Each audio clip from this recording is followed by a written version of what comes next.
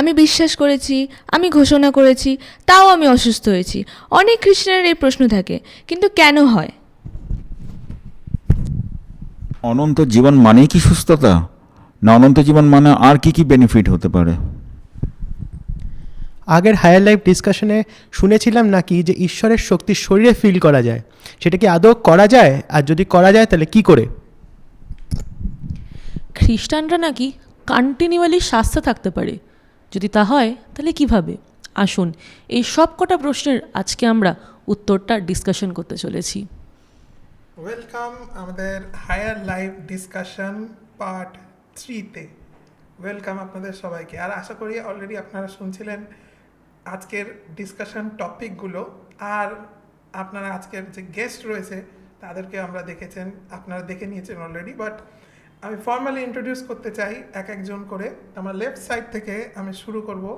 আমাদের highly esteemed brother Rajdeep আমাদের সঙ্গে আছে। Brother Rajdeep, how are you? Ujjwal Ujjwal. Ujjwal, ঈশ্বরের শরীর স্বাস্থ্য কেমন চলছে? উজ্জ্বল, প্রভুর আশীর্বাদ। আর আত্মিক জীবন? উজ্জ্বল, সমস্ত কিছু glory to God. Thank you esteemed pastor. সঙ্গে রয়েছে আমাদের কয়ারের একজন singer, highly esteem brother Tathagata. Brother Tathagata, how are you? Ujjwal, thank you pastor for having me. তোমার অফিস কেমন চলছে? একদম পারফেক্ট, একদম উজ্জ্বলতায় চলছে। All good. আর তারপর আমার ডান দিকে রয়েছে আমাদের এই চার্চের দুইজন যুবতী। আমার শুরু করব আমার যে ফার রাইটে যে রয়েছে হাইলি এস্টিম তানিয়া। তানিয়াকে আপনি দেখেছেন আমাদের মিডিয়া টিমের একজন খুব ইম্পর্টেন্ট ব্যক্তি। সো তানিয়া, কেমন আছো আজকে? Bright and shining pastor. Bright and shining. Thank you pastor for having me. Very good. Very thankful to be here. আর তোমার অফিস কেমন চলছে? একদম brilliant. Praise God, praise God. আর তারপরে রয়েছে আমাদের অনন্যা, আমাদের কয়ারের একজন লিড সিঙ্গার। তো হাইলি এস্টিমড অনন্যা, তুমি কেমন আছো? উজ্জ্বল পাস্টার, আমি সবসময় উজ্জ্বল। আর তোমার আত্মিক জীবন কেমন এগোচ্ছে? উজ্জ্বলভাবে এগোচ্ছে, প্রেজ গড, বিনা বাধায়। Praise god. থ্যাংক ইউ তোমাদের সকলকে আজকে যুক্ত হওয়ার জন্য। আর তারা অত্যন্ত গুরুত্বপূর্ণ কোয়েশ্চেন রেজ করেছে, তারা উঠিয়েছে এই প্রশ্নগুলো। এবং যেমন অনন্যা যে ফার্স্ট কোয়েশ্চেনটা করেছিল, যদি একবার রিপিট করো। অনেক খ্রিস্টানরা বলে যে আমি বিশ্বাস করেছি, আমি ঘোষণা করেছি, তাও আমি বারবার অসুস্থ হয়েছি। এই কোয়েশ্চেনটা তারা কেন করে? অনেকে বলে যে আমরা বিশ্বাস করেছি, ইনফ্যাক্ট আমিও শুনতে পাই। আর আমাদের যারা সেল লিডার রয়েছে, আমাদের যারা পাস্টাররা রয়েছে, তারাও আমাকে বহুবার বলেছে যে তাদের কেউ কেউ মেম্বাররা বলে যে আমি তো বিশ্বাস করেছিলাম, আমি তো ঘোষণা করেছি, কিন্তু কাজ করেনি। মানে তারা বলতে চায় ঈশ্বরের বাক্য কাজ করেনি। বাট সেই পরিপ্রেক্ষিতে মথি 17 অধ্যায় একটা জায়গা আমি দেখাতে চাই বাইবেল থেকে। আর এইখানে যিশু একজন মৃগী রোগগ্রস্ত বালককে তিনি সুস্থ করেছিলেন। আর সেখানে 14 পদ থেকে আমি পড়ছি, মথি 17 অধ্যায় 14 পদ থেকে। পরে তাহারা লোকসমূহের নিকটে আসিলে এক ব্যক্তি তাহার কাছে আসিয়া জানু পাতিয়া কহিল, প্রভু, আমার পুত্রের প্রতি দয়া করুন, কেননা সে মৃগী রোগগ্রস্ত এবং অত্যন্ত ক্লেশ পাইতেছে, কারণ সে বারবার আগুনে বারবার জলে পড়িয়া থাকে। আর আমি আপনার শিষ্যদের নিকটে তাহাকে আনিয়াছিলাম, কিন্তু তাহারা তাহাকে সুস্থ করিতে পারিলেন না। তো সে সুস্থ হয়নি। আর ব্যাপার হলো তার শিষ্যরা এক্স্যাক্টলি তাই করেছিল যা যিশুও করতেন।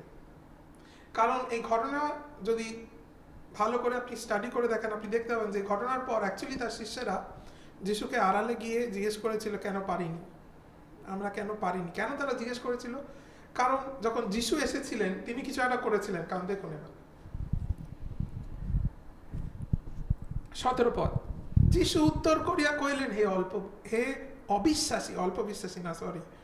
অবিশ্বাসী ও বিপদগামী বংশ, আমি কতকাল তোমাদের সঙ্গে থাকিব, কতকাল তোমাদের প্রতি সহিষ্ণুতা করিব, তোমরা উহাকে এখানে আমার কাছে আনো। পরে যিশু তাহাকে ধমক দিলেন, তাহাতে সেই ভূত তাহাকে ছাড়াই গেল, আর বালকটি সেই দণ্ডে অবধি সুস্থ হইল। তখন শিষ্যেরা বিরলে যিশুর নিকটে আসিয়া কহিলেন, কি জন্য আমরা উহা ছাড়াইতে পারিলাম না? তো আড়ালে গিয়ে শিষ্যেরা জিজ্ঞাসা করলো যে কেন আমরা পারিনি। আর এই প্রশ্নটা অ্যাকচুয়ালি তোমার প্রশ্নের সাথে অনেক সিমিলার, কারণ তুমি প্রশ্ন করেছো যে অনেক বিশ্বাসীরা তা বলে আমি তো পারিনি, আমি তো আদেশ করলাম, আমি তো ওই করলাম। এবার আমি আপনাকে আরেকটা জিনিস বলতে চাই যে কেন শিষ্যেরা এই প্রশ্নটা করেছিল। ধরুন যিশু এমন কিছু বললেন যা শিষ্যেরা বলেনি, কি মনে হয় তাহলে ওরা প্রশ্ন করতো না? তাহলে ওরা বুঝে যেত যে আচ্ছা এইটা বলিনি বলে হয়নি, বাট ওরা ভূত ছাড়াতে পারিনি। আর তারপর যিশু এলেন আর যিশু ভূত ছাড়ালেন, তাহলে ওরা কেন জিজ্ঞাসা করলো যে আমরা কেন পারিনি? তার মানে যিশু নতুন কিছু করেনি, ওরা যেটা করেছিল যিশু তাই করেছিল, বাট যিশু ফল পেয়েছিলেন আর ওরা ফল পায়নি। তাই জন্য ওরা প্রশ্ন করেছিল যে কেন হয়নি, আর যিশু তাদের উত্তরও দিয়েছিলেন। এবার যিশুর উত্তর আপনি মন দিয়ে শুনুন 20 পদে। তিনি তাহাদিগকে বলিলেন, তোমাদের বিশ্বাস অল্প বলিয়া। তিনি কারণটা বললেন কেন হয়নি। তো কেউ যদি বলে আমি বিশ্বাস করি, আমি ঘোষণা করেছি, কাজ করেনি, যিশু তাকে এইটাই বলছেন তোমার বিশ্বাস অল্প বলিয়া। কারণ মানুষ হৃদয় দিয়ে বিশ্বাস করে, আর হৃদয় একমাত্র ঈশ্বর জানেন। তো কেউ সে উচ্চ কণ্ঠে চিৎকার করে বলতেই পারে আমি বিশ্বাস করি, আমি বিশ্বাস করি, তার মানে এই নয় যে সে বিশ্বাস করে, তার মানে এই নয়। কারণ এখানে দেখুন তারপরে যিশু স্টেটমেন্টটা, কেননা আমি তোমাদিগকে সত্য কহিতেছি, যিশু বলছেন, যদি তোমাদের একটি সরিষা দানার ন্যায় বিশ্বাস থাকে, আর তোমরা এই পর্বতকে বলিবে এখান হইতে ওইখানে সরিয়া যাও, আর ইহা সরিয়া যাইবে, এবং তোমাদের অসাধ্য কিছুই হইবে না। আপনি বাড়িতে যেখানেই থাকুন বলুন আমেন। আমেন। তোমাদের অসাধ্য কিছুই থাকিবে না। কে বলছেন? ঈশ্বর মাংসে, যে ঈশ্বর সব করতে পারে, সে বলছে যে তোমাদের অসাধ্য কিছু থাকিবে না। এরপরে আর কোনো স্টেটমেন্ট নেই, আর কোনো কথা নেই। তার মানে কি? তার মানে কি আমরা সেফলি বলতে পারি যে যদি কাজ করেনি তাহলে সেটা বিশ্বাস নয়? কি বলো তথাগত? হ্যাঁ এটা বলা যায়। আরেকবার তোমাকে মাইকে বলতে হবে। হ্যাঁ পাস্টার, এটা বলা যায়, কারণ আমরা চার্চে শিখেছি যে বিশ্বাস একটা নিয়ম যেটা সবসময় কাজ করে। ঠিক, বিশ্বাস একটা নিয়ম। ভালো ভালো পয়েন্ট তুলেছো, right? The law of faith বাইবেলে রয়েছে। বিশ্বাস একটা নিয়মাবলীর মধ্যে একটা নিয়ম, বিশ্বাস। কারণ যিশু বলছেন সরষে দানার মতো বিশ্বাস কাজ করা। যিশু কাউকে মিথ্যা কথা বলেছেন? যিশু কোনোদিন মিথ্যা কথা বলেননি। বলেননি। তাহলে যিশু যদি বলেন বিশ্বাস কাজ করে, তাহলে আমরা জোর গলায় উচ্চ কণ্ঠে কি বলতে পারি? যে বিশ্বাস সবসময় কাজ করে। কেন বলছি আমি? এই জন্য না, আমার বলতে ভালো লাগে, কারণ যিশু বলেছেন, যিশু বলেছেন ছোট বিশ্বাস, সরষে দানার মতো বিশ্বাসও কাজ করবে। প্লাস তিনি এটাও বলেছিলেন ওরা কেন পারেননি, আর সেই না পারার কারণটা খুব সিম্পল। তিনি বলেছিলেন তোমাদের বিশ্বাস অল্প বলিয়া। সিম্পল। তো কেউ যদি বলে আমি বিশ্বাস করছি, আমি ঘোষণা করছি, তবু আমি অসুস্থ হয়ে আছি, আপনাকে আমি যেটা বলতে চাই সেটা হলো এই, আপনার এই প্রশ্ন না করে আপনার নম্রতায় প্রশ্ন করা উচিত এমন কি রয়েছে যেটা আপনি এখনো করেননি বা যেটা আপনি এখনো জানেন না। কারণ এখানে যিশু বলছেন যদি বিশ্বাস করো তাহলে কাজ করবে, সরষে দানার মতো বিশ্বাস কাজ করবে, রাইট? কিছু অ্যাড করতে চাও তুমি বিষয়? আমি বলবো যে বিশ্বাস এমন একটা কার্যকরী জিনিস যে ঈশ্বর যখন বলে দিয়েছে, যেমন পিতরকে বলেছিল আইসো, সেই আইসোর মধ্যে শক্তি ছিল। আমাদেরকে ঈশ্বর ওরকম আইসোর মতন করেই আমাদেরকে বাইবেলের বাক্য দিয়েছেন। সেই বাক্যটাই আমাদের কাছে ডাইরেক্ট এসছে এবং সেই বাক্যের মধ্যেই বিশ্বাস আছে। ঈশ্বর যখন বলে দিয়েছেন যে যদি বিশ্বাস করো কোনো কিছুই অসাধ্য নয়, তার মানে কোনো কিছুই অসাধ্য নয়, মানে ওটা হয়ে গেছে। এবার লোকের ওপর যে সে কতটা সেটা বিশ্বাস করতে পারবে কি পারবে না, কারণ হয়ে গেছে অলরেডি। আরেকটা জিনিস কনফেশন নিয়ে, অনেকে মনে করে আমি বললে হয়তো হয়ে যাবে, কিন্তু তা নয়। আমরা ঘোষণা করি কারণ আমরা বিশ্বাস করি। অনেকে ঘোষণা করে যাতে ঘটে, বাট না, আপনি দেখেছেন আত্মায় আপনি দেখেছেন ওটা ঘটতে, এই কারণ আপনি ঘোষণা করছেন। তো আপনি যখন ঘোষণা করেন আমি সুস্থ, তার মানে এই না আপনি সুস্থ হতে চাইছেন, না, আপনি সত্যটা প্রকাশ করছেন। না, যদি আপনি সুস্থ তাহলে আপনি সুস্থ। আর আপনি বলতে পারেন আমি বলেছি আমি সুস্থ কিন্তু আমি অসুস্থ, না, আপনি একটা কনফিউশন রেলমে বাস করছেন। না না, বিশ্বাস খুব সিম্পল। আর বিশ্বাস হলো আত্মার জন্য, ইটস ফর দ্য স্পিরিট, আত্মার জন্য। তোমার প্রশ্নটা একটা ছিল গুরুত্বপূর্ণ, যেটা অ্যাকচুয়ালি অনন্ত জীবন, যে অনন্ত জীবন খালি কি সুস্থতাই, অনন্ত জীবন কি খালি সুস্থ, না আর কি কি বেনিফিট আছে? কি বেনিফিট রয়েছে, কি মনে হয় আর কি বেনিফিট আছে অনন্ত জীবনে? কেউ তোমরা ওপেন মাইক, কেউ তোমরা কিছু বলতে চাও এটা নিয়ে, অনন্ত জীবনের বেনিফিট? হ্যাঁ বলো। যখন আমরা অনন্ত জীবন পেয়েছি তখন আমাদের মধ্যে ঈশ্বরের জীবন এসছে। অনন্ত জীবন মানে ঈশ্বরের জীবন, তার মানে ঈশ্বর যা যা করতে পারেন এখন আমিও সেগুলো সব করতে পারি। আমি জানি না আপনাদের কতটা হজম হলো কথাটা, যে ঈশ্বর যা যা করতে পারেন আমরা তা যা করতে পারি। কেউ শুনে কান চাপা দিয়ে বলতে পারে ব্লাসফেমি, এটা এটা কোনোদিন সম্ভব নয়। কিন্তু আপনাকে স্ক্রিপচার থেকে একটা জিনিস দেখায়, তারপর আপনি নির্ধারণ করুন যে এটা ঠিক কি ভুল। ইফিসীয় 5 অধ্যায়, ইফিসীয় 5 অধ্যায়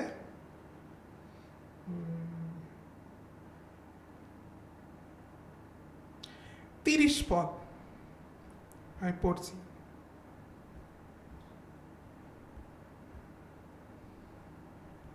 কেননা আমরা তাহার দেহের অঙ্গ। দেখুন আপনার কাছে দুটো অপশন আছে, নয় আপনি বিশ্বাস করুন না অবিশ্বাস করুন, এর মাঝখানে কিছু নেই। বাইবেল বলছে আমরা তার শরীরের অঙ্গ। আপনি আমাকে প্রশ্নের উত্তর দিন, আপনার হাত আর আপনি কি আলাদা আলাদা কাজ করতে পারেন? অবশ্যই না। আপনি যা করেন আপনার হাতের দ্বারা করেন, আপনার পায়ের দ্বারা করেন, আপনার চোখের দ্বারা করেন, আপনার শরীরের দ্বারাই করেন। তার মানে আপনার শরীর হচ্ছে অ্যাকচুয়ালি আপনার কাজ করার মাধ্যম, আপনার কাজ করার অস্ত্র, তাই না? আমাদের যে শরীর হচ্ছে কাজ করার অস্ত্র। তো তোমার শরীর কি তাই পারে যা তুমি পারো? হ্যাঁ, প্রশ্নটাই অড, কারণ আমার শরীর আমি যা পারি তা পারে, এটা এটা অ্যাকচুয়ালি না। অ্যাকচুয়ালি হচ্ছে আমি আমার শরীরের দ্বারাই যা করার করি, তাই কি ঠিক না? আর এখানে বলছে যে আমরা তার দেহের অঙ্গ, আমরা তার শরীরের অঙ্গ। তার মানে কি বলছেন? তার মানে তিনি বলছেন যে তিনি আমাদের দ্বারা কাজ করেন। সিম্পল। আর আমি খালি একটা পদ তুলে আপনাকে বলছি তা নয়, যেমন আমি বললাম, তাহলে শরীর হচ্ছে আত্মার কাজ করার মাধ্যম। আগ্রী করো তোমরা চারজন যে শরীর হচ্ছে আত্মার কাজ করার মাধ্যম, তাই তো? আচ্ছা, তো আমরা যদি তার দেহের অঙ্গ হই তাহলে আমরা হচ্ছি তার কাজ করার মাধ্যম। তারপর আমরা আছি এই পৃথিবীতে, আর আমাদের নিজের এক একটা শরীর আছে, আর আমরা কাজ করি আবার আমাদের শরীরের দ্বারা। তার মানে এই শরীরের দ্বারা ঈশ্বর কাজ করেন। তা ঠিক? তাহলে আমরা এই শরীরকে কি বলতে পারি? ঈশ্বরের কাজ করার মাধ্যম। ঠিক। এবার খালি ইয়েস বলাটা যথেষ্ট না, আমাকে বাইবেল থেকে আপনাকে দেখাতে হবে যাতে আপনি বুঝতে পারেন যে আমরা যা ক্লেম করছি এখানে তা আমাদের নিজেদের জ্ঞান বুদ্ধিতে নয়, বাট শাস্ত্র থেকে দেওয়া। আপনাকে দেখাবো ক্লিয়ারলি, আর আপনি দেখতে পাবেন যে আমি বললাম তাহলে আমাদের শরীর হচ্ছে ঈশ্বরের কাজ করার মাধ্যম। তাহলে আমরা শরীরকে কি বলতে পারি? দেখুন রোমিও তার 6 অধ্যায়,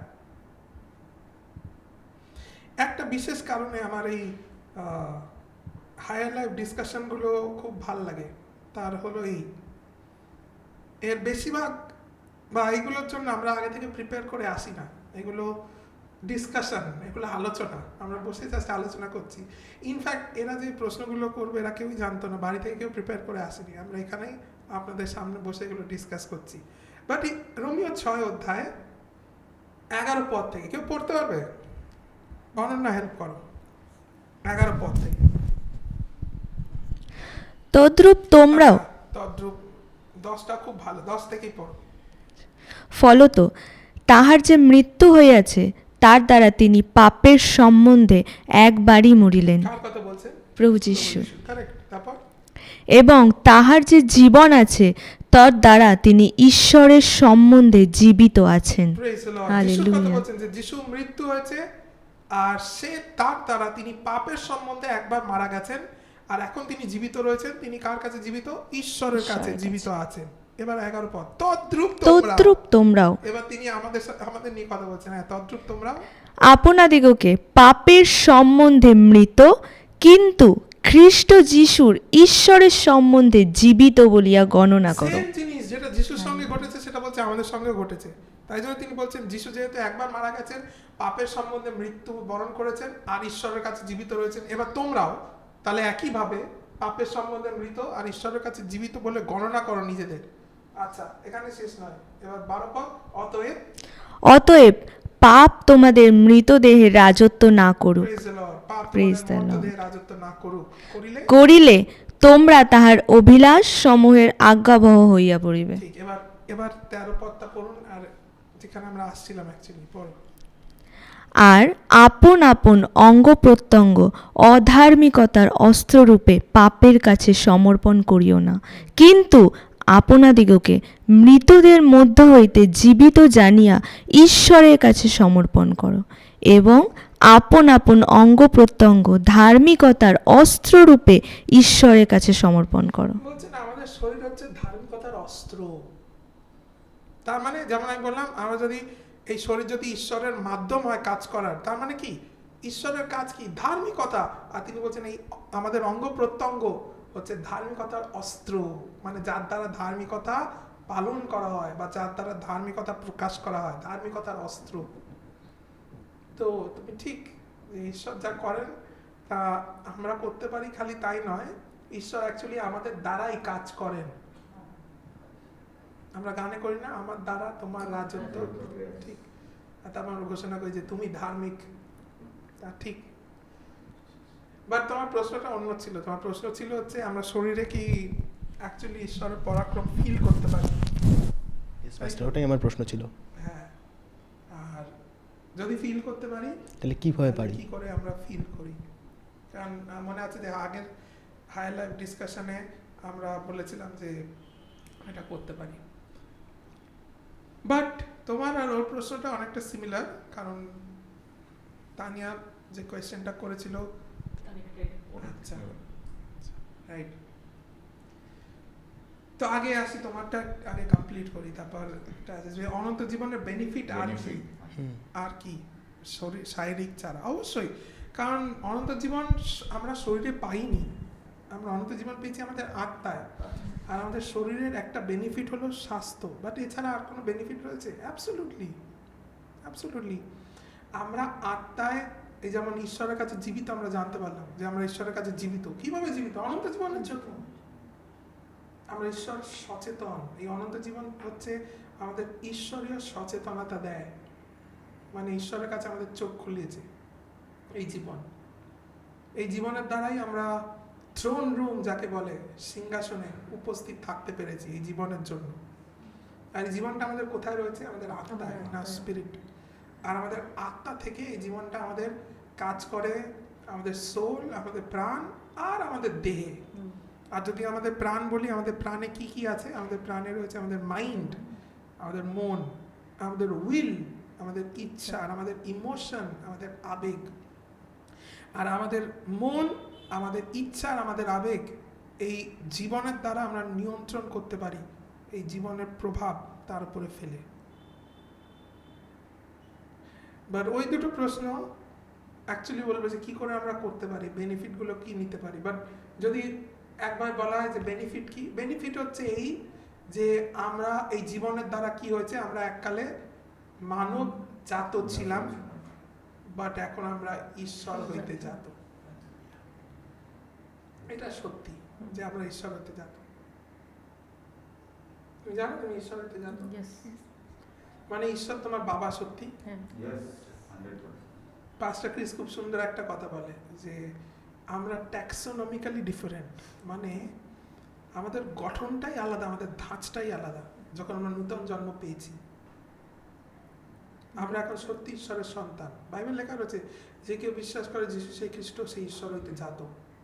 তো আপনি জানেন, কিছু বলছো? আমি বলছিলাম মৃত্তিকা থেকে নয়। এই যে শরীরটা আপনি দেখছেন এটা হচ্ছে মাটির তৈরি, কিন্তু বাইবেল রয়েছে এই মৃন্ময় পাত্রে স্বর্গীয় ধন উপস্থিত আছে। আর আমাদের এই মৃন্ময় পাত্রটা এই অমরতা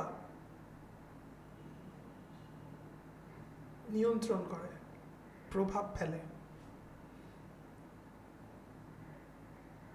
তো আপনি যখন যিশুকে পেয়েছেন আপনি অসাধারণ জিনিস পেয়েছেন। এই জন্য বাইবেল লেখা আছে যে পুত্রকে পেয়েছে সে সেই জীবন পেয়েছে। আর এটা এক অসাধারণ খবর, সুসমাচার। Glory to God, glory to god.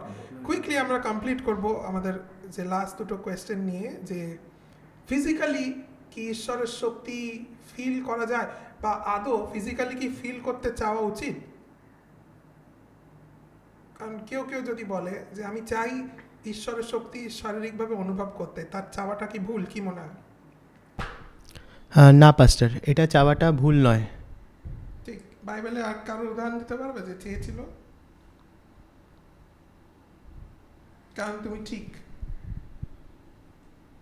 But আর বাইবেলে একজন চেয়েছিল আর তার চাওয়াটা লেখাও আছে। গীত সংগীতা 63, সাম 63, আমাদের সবার প্রিয় রাজা দাউদ।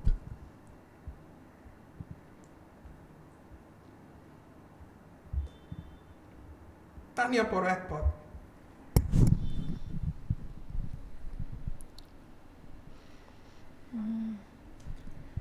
সাম 63 ভার্স 1। হে ঈশ্বর, তুমি আমার ঈশ্বর, আমি সযত্নে তোমার অন্বেষণ করিব।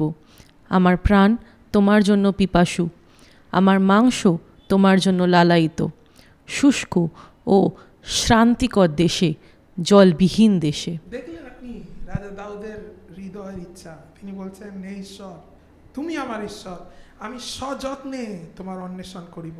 I will seek you. আর বলছে আমার প্রাণ মানে সোল তোমার জন্য পিপাসু। খালি তাই নয়, my body yarns for you, আমার মাংস তোমার জন্য লালায়িত। আপনার কি মাংস তার জন্য লালায়িত? আপনার মাংস কি তার জন্য লালায়িত? আর বলছে শুষ্ক শান্তিকর দেশে, জলবিহীন দেশে, এইরূপে আমি পবিত্র স্থানে তোমার মুখ চাইয়া থাকিতাম, তোমার পরাক্রম ও তোমার গৌরব দেখিবার জন্য। এখানে এক অসাধারণ মানসিকতার পরিচয় ঈশ্বর আমাদের দিচ্ছে, যে মানসিকতা আমাদের থাকা উচিত। ঈশ্বরের জন্য আকাঙ্ক্ষা, যে আমি ঈশ্বরকে এক্সপিরিয়েন্স করতে চাই। মানে ঈশ্বর খালি বাইবেলে লেখা ঈশ্বর নয়, ঈশ্বর খালি প্রচারে শোনা ঈশ্বর নয়, ঈশ্বর হচ্ছেন আমার দৈনন্দিন চলার সাথী, আমার প্রাণের পিপাসা যে মেটায়, যাকে আমি আমার শরীরে অনুভব করতে পারি। এতটা নিবিড়। তা কি আদৌ সম্ভব? Of course.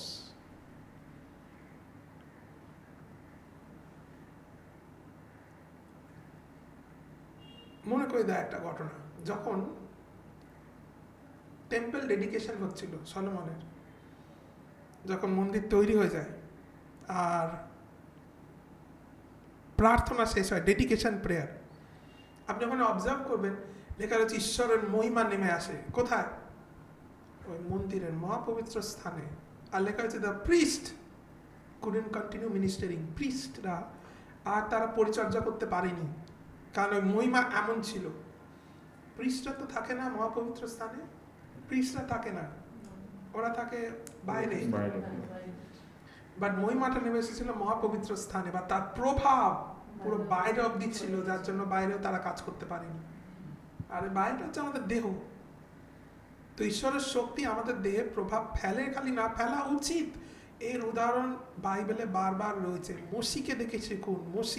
মসি ঈশ্বরের সঙ্গে কথা বলছিল, মসির স্কিন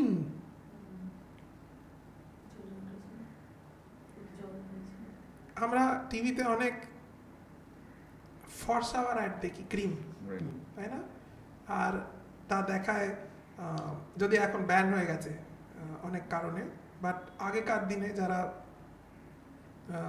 পুরোনো অ্যাডগুলো দেখতেন তারা জানেন যে একজন ব্যক্তিকে 4-5 বার মুখ তার দেখানো হয়, আর দেখানো হয় যে কি করে যে আস্তে আস্তে ব্রাইট হতে হতে হতে হতে লাস্টের যে মুখটা থাকে তা অলমোস্ট মনে হয় যেন আলো ফুটে বেরোচ্ছে। বাট মসি কোনো ক্রিম লাগায়নি, বাট মসির যে উজ্জ্বলতা তা এতটাই ছিল মানুষ ভয় পেয়ে গেছিল দেখে তাকে। মসি জানতেন তার মুখ উজ্জ্বল? মসি টের পায়নি। মসি টের পায়নি, বাকি সবাই বলেছিল যে তিনি এত উজ্জ্বল যে তাকে তাকানো যাচ্ছিল না তার দিকে, তাই জন্য তাকে একটা আবরণ দিয়ে রাখতে হতো। তার মানে মসি অনুভব করেনি শরীরে কিছু ওই ক্ষেত্রে, বাট শরীরে একটা প্রভাব ছিল, তার শরীর অ্যাকচুয়ালি উজ্জ্বল হয়ে গেছিল। আর সে কি করছিল? সে ঈশ্বরের সাথে সহভাগিতায় ছিল 40 দিন 40 রাত। আর সে যখন নেমে আসে তার মুখ উজ্জ্বল। একই ঘটনা ঘটেছিল যিশুর সঙ্গে, তার 3 শিষ্যরা দেখেছিলেন রূপান্তরের পর্বতে। লেখা ছিল when he prayed, যখন যিশু প্রার্থনা করছিলেন তার শরীর উজ্জ্বল হয়ে যায়। এই মহিমা, এই গৌরব তোমরা জানো তোমাদের অন্তরে আজকে আছে। আর ওই অভিজ্ঞতা তোমাদেরও হতে পারে। তা অ্যাবসলিউটলি সম্ভব। যদি তা সম্ভব না হতো বাইবেলে এই উদাহরণগুলো দেওয়া হতো না। প্রিয় ভাই বোন, আপনি এতটা গভীর স্তরে যেতে চলেছেন যে লোকেরা ঈশ্বরের প্রকাশ আপনার দ্বারা ভিজিবলি আসছে দিনে দেখতে চলেছে। ঈশ্বরের প্রকাশ দেখতে চলেছে। এটা সম্ভব, এটা সম্ভব। কি করে এটা আসছি, বাট প্রথমে আমি বলতে চাই এটা সম্ভব। This is possible. ঈশ্বরের শক্তি শরীরে অনুভব করা সম্ভব। আমরা বহুবার দেখেছি চার্চে, আমরা বহুবার দেখেছি যখন আমরা কারোর জন্য প্রার্থনা করি ইমিডিয়েটলি তার শরীর ভাইব্রেট করা শুরু করে। ইনফ্যাক্ট আমরা গতকাল একটা টেস্টিমনি শুনছিলাম, আমরা যখন রেকর্ড করছি তার গতকাল, আপনারা যখন আপলোড হবে আমাদের যে 28 যে লাভ ফিস্ট, একজন কিছু বলবে? পাস্টার, ওটা রিলেটেডই একটা কোয়েশ্চেন আছে। মসির যে স্কিন ব্রাইট হয়ে গেছিল, উজ্জ্বল, আর যখন দাউদ ঈশ্বরের প্রশংসা করতে করতে যখন তার বস্ত্র খুলে গেছিল, দুটোই তো তোমার মানে একটা এক্সাইটমেন্টে আর একটা তোমার সহভাগিতায়। তো ডিফারেন্সটা এক্স্যাক্টলি কিসে হচ্ছে যে যখন আমরাও প্রার্থনা করি আমরাও উত্তেজিত হয়ে উঠি, আমরাও তখন আমাদেরও বডি তখন ভাইব্রেট করা শুরু করে দেয় সেটার? ঠিক ওই দুটো। আচ্ছা, ওই দুটো আসছি, আগে এটা কমপ্লিট করি। যে আমরা অনেক সময় দেখেছি কারোর উপর হাত রাখি ইমিডিয়েটলি তার শরীর ভাইব্রেট করা শুরু করে। আর আমি বলছিলাম 28 তারিখের যে টেস্টিমনিটা আমরা শুনছিলাম, একটা লেডি সে বলছিল সে কোনদিন পবিত্র আত্মা পায়নি, বা সে বলছিল যে যখন আমার উপর হাত রাখো না মনে হলো যেন যে 5000 ভোল্টের কারেন্ট সে অনুভব করেছে। So what is this? এটা কি করে সম্ভব? এটাই হচ্ছে সেই স্বর্গীয় ধন যা আপনার আর আমার মধ্যে ঈশ্বর ডিপোজিট করে রেখেছেন, যা প্রকাশ পাওয়া সম্ভব, যা প্রকাশ পাওয়া সম্ভব। আর তারপরে তানিয়া যেটা এক্ষুনি উল্লেখ করলো যে দাউদ সে প্রশংসা এমন করছিল তার বস্ত্র খুলে গেছিল, সেটা বোঝায় তার সে ঈশ্বরকে নিয়ে লজ্জিত নয়, আর সে ঈশ্বরের প্রতি কতটা ফ্রি। সে হচ্ছে রাজা একটা দেশের হেড পজিশনে, কিন্তু লোকেরা তার দিকে তাকিয়ে রয়েছে আর তার কিছু এসে যায় না যে সে লাফাচ্ছে। কারণ খুব সিগনিফিকেন্ট, কারণ অনেকে মনে করে, অনেকে আমরা গান করি ঈশ্বরের আত্মা যখন আমায় চালায় আমি দাউদের মতো নাচি। আর যখন দাউদের মতো নাচি বলে আর তারা এমনভাবে নাচে যেটা দাউদের মতো নয়। হ্যাঁ, কারণ দাউদের মতো নাচি যদি এক্স্যাক্টলি গিয়ে স্টাডি করেন আপনি বুঝতে পারবেন কিরম নাচ সে নেচেছিল। তা হরাইজন্টাল নয়, মানে দেহ নাড়ানোর নাচ নয়। যদি দেহ নাড়ানোর নাচ হতো তার বস্ত্র খুলতো না। তাদের পরিধান যেটা ছিল তা হচ্ছে অনেকটা স্কার্টের মতো, স্কার্ট। তা একমাত্র খুলতে পারে যখন আপনি উপর নিচ লাফাচ্ছেন। আর অ্যাকচুয়ালি সেটাই করেছিল, skipped in the spirit, he was skipping up and down.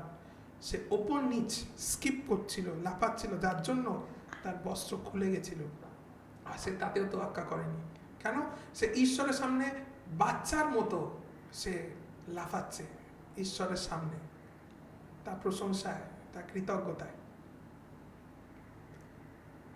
But back to the topic, যে ঈশ্বরের শক্তি আমরা ফিল করতে পারি, আর লাস্ট হলো কি করে, আর কি করে ফিল করতে পারে সেটা উত্তর দেবে যে কি করে একটা খ্রিস্টান কন্টিনিউয়ালি সুস্থ থাকতে পারে, স্বাস্থ্যও থাকতে পারে। সেটা দুটো জিনিস খুব ইম্পর্টেন্ট, আর এটা বলেই আমরা ক্লোজ করব। দুটো জিনিস,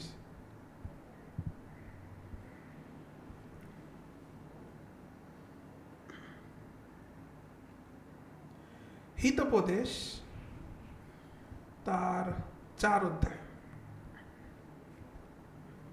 এখানে ঈশ্বরের বাক্য নিয়ে কিছু কথা বলা হচ্ছে, বাট 21 পদে আমরা যদি আসি, বা 20 পদ থেকে আমি পড়ছি, হিতোপদেশ 4 অধ্যায় 20। তাহা তোমার দৃষ্টির বহির্ভূত না হোক, এখানে আচ্ছা, বৎস আমার বাক্যে অবধান করো, আমার কথায় কর্ণপাত করো, তাহা তোমার দৃষ্টির বহির্ভূত না হোক, তোমার হৃদয়ের মধ্যে তাহা রাখো, কেননা যাহারা তাহা পায় তাহাদের পক্ষে তাহা জীবন, তাহা তাহাদের সর্বাঙ্গের স্বাস্থ্যস্বরূপ। ব্রাদার রাজদীপ, তাই লেখা রয়েছে তোমার বাইবেলে, সর্বাঙ্গের স্বাস্থ্য, তাই না? Health to all your flash. ঈশ্বর বাক্য মিথ্যা হতে পারে না, আর ঈশ্বর বাক্য নিজেই বলছে যে আমার বাক্য হচ্ছে সারা শরীরের স্বাস্থ্য। স্যারিডনের নাম শুনেছেন? ওষুধ, তাই না? কিসের ওষুধ? মাথার। এরকম অনেক ওষুধ রয়েছে, মাথার, ব্যথার, পেটের, লাংসের। বাট পৃথিবীর একমাত্র ওষুধ যা সারা শরীরে কাজ করে, যা বাইবেল আমাদের বলেছে, কারণ এইখানে স্বাস্থ্যস্বরূপ যে কথাটা মারপে হিব্রু, যার মানে হচ্ছে মেডিসিন, সারা শরীরের মেডিসিন। তো ঈশ্বরের বাক্য হচ্ছে medicine for the whole body. কিছু ওষুধ চোখের জন্য কাজ করে, কানের জন্য কাজ করে, মুখের জন্য কাজ করে, ব্লাডের জন্য কাজ করে এখানে। বাট এই ওষুধটা মাথা থেকে পা অব্দি প্রত্যেকটা অঙ্গের জন্য কাজ করে, দ্য ওয়ার্ড অফ গড। আর সবচেয়ে আনন্দের ব্যাপার, ফ্রি।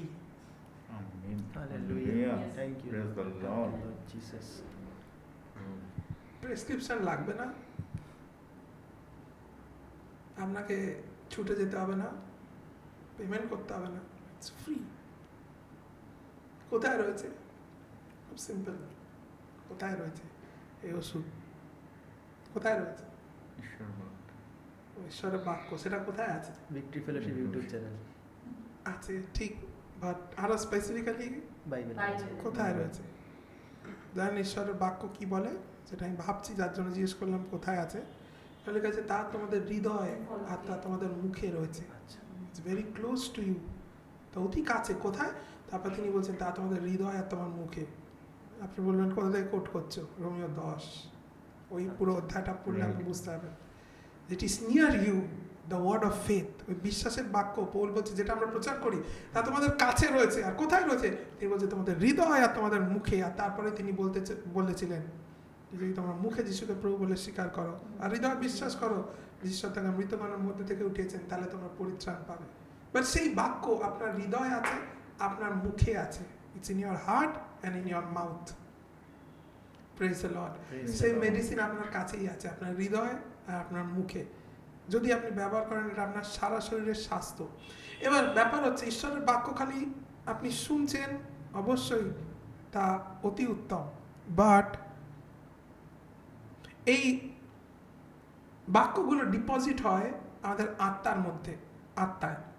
আর যখন আমরা মেডিটেট করি, যখন আমরা ঈশ্বরের বাক্য ধ্যান করি, লেখা রয়েছে আমরা গৌরব থেকে গৌরব স্বরূপান্তরিত হই। মানে কি? যত আমরা ঈশ্বরের বাক্য ধ্যান করি, তত ঈশ্বরের বাক্য আত্মা থেকে আমাদের প্রাণ থেকে আমাদের শরীরে প্রভাব ফেলতে থাকে। তো ধ্যান হচ্ছে একটা বড় বস্তু যেটা আপনি করতে পারেন কন্টিনিউয়াস স্বাস্থ্যে থাকার জন্য। 1 নম্বর হলো ধ্যান, মেডিটেশন। আর এই মেডিটেশন নিয়ে আপনি রাজা দাউদের থেকেই শুনতে পাবেন, গীত সংহিতা 1-এ। ধন্য সেই ব্যক্তি যে দুষ্টদের মন্ত্রণায় চলে না, পাপীদের পথে দাঁড়ায় না, নিন্দকদের সবাই বসে না, কিন্তু সদাপ্রভুর ব্যবস্থায় আমোদ করে, তার ব্যবস্থা কতক্ষণ ধ্যান করে? দিবারাত্র। দিবারাত্র ধ্যান করে। আর দিবারাত্র ধ্যান করলে কি হবে দেখুন, তিনি বলছেন সে জলস্রোতের তীরে রোপিত বৃক্ষের সদৃশ্য হইবে। Praise the Lord. জলের স্রোত তার ধারে লাগানো গাছের মতো সে। সে মরুভূমির গাছ নয়, সে ক্যাকটাস নয়।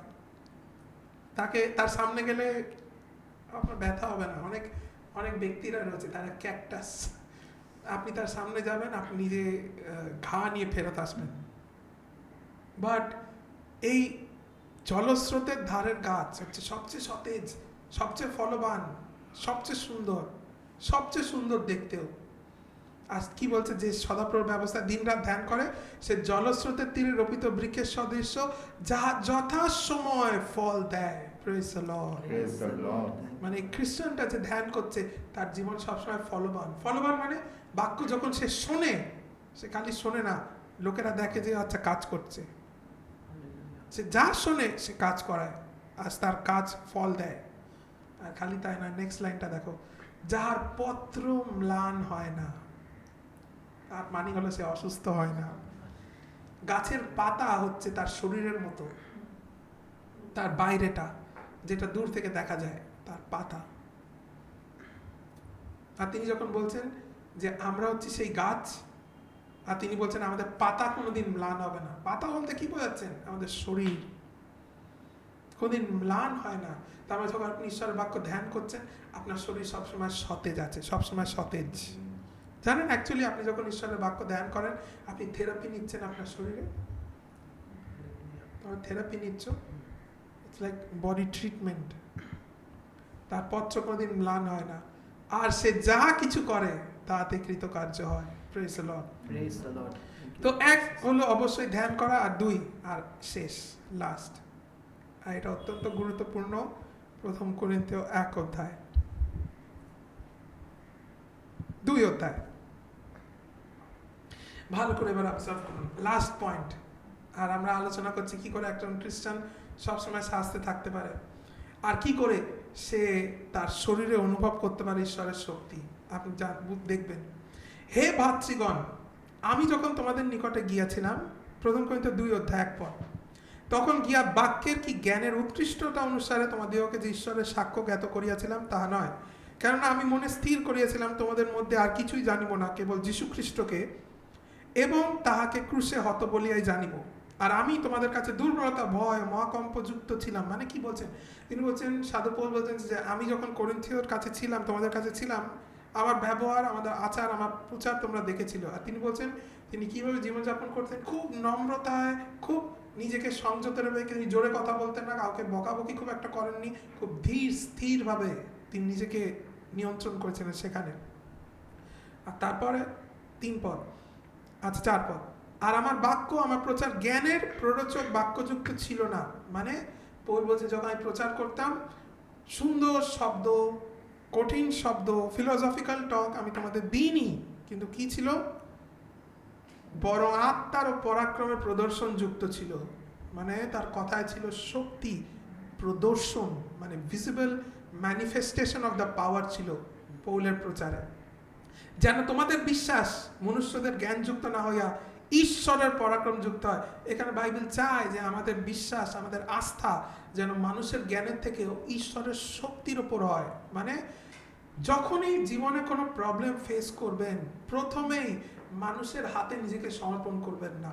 না, মানুষের উপর ভরসা করবেন না সলিউশনের জন্য।